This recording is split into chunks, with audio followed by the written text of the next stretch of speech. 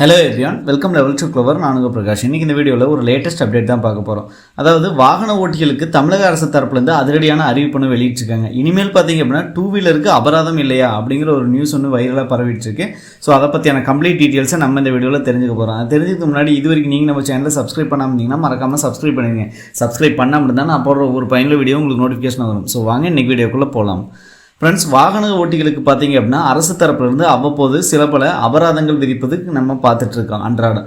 So அது போக பார்த்தீங்க அப்படின்னா அதுக்கான புதிய விதிமுறைகள் எல்லாமே கொண்டு வந்துட்டுருக்காங்க அரசு தரப்புலேருந்து. அந்த வகையில் பார்த்தீங்க அப்படின்னா இப்போ புதிய விதிமுறைகள்லாம் கொண்டு வந்திருக்காங்க. ஸோ அது போக சோசியல் மீடியாஸ்லாம் பார்த்தீங்க அப்படின்னா அதிவேகமாக பரவக்கூடியது என்னென்னா 2 வீலர் ஓட்டுறவங்களுக்கு இனிமேல் அபராதம் இல்லை அப்படின்னு சொல்லிட்டு ஒரு நியூஸ் ஒன்று வைரலாக பரவிட்டுருக்கு. ஸோ அதுக்கான கம்ப்ளீட் இன்ஃபர்மேஷனும் இதில் நம்ம தெரிஞ்சுக்க போகிறோம்.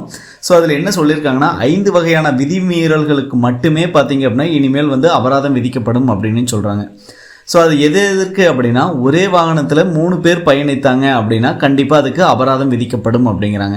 செகண்ட் ஒன்றா பார்த்தீங்கன்னா தலைக்கவசம் அணியாமல் பயணித்தல், அதாவது நீங்கள் ஹெல்மெட்டை வியர் பண்ணாமல் போனீங்க அப்படின்னா 2 வீலரில் கண்டிப்பாக உங்களுக்கு அபராதம் விதிக்கப்படும் அப்படிங்கிறாங்க. அதுபோக ராங் சைடு, அதாவது தவறான திசையில் நீங்கள் செல்கிறீங்க அப்படிங்கிற பட்சத்தில் கண்டிப்பாக உங்களுக்கு அபராதம் விதிக்கப்படும். ஸோ அதற்கு அடுத்ததான் மது போதையில் வாகனம் ஓட்டுறது, அதாவது ட்ரங்க் அண்ட் டிரைவ், கண்டிப்பாக அதுக்கு ஃபைன் இருக்குது அப்படிங்கிறாங்க.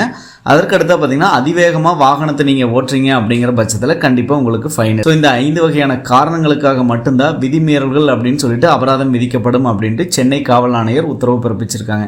ஸோ இதற்கு முன்னாடி பார்த்தீங்க அப்படின்னா 25 வகையான போக்குவரத்து விதிமீறல்களுக்கு அபராதம் விதிக்கப்பட்டிருந்த நிலையில் இப்போ பார்த்தீங்க அப்படின்னா அதை குறைச்சிருக்காங்க.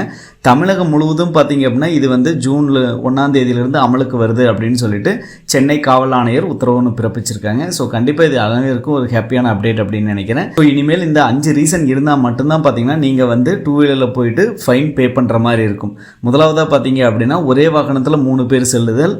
இரண்டாவதாக பார்த்தீங்கன்னா நீங்கள் தலைக்கவசம் அணியாமல் போகுதல்.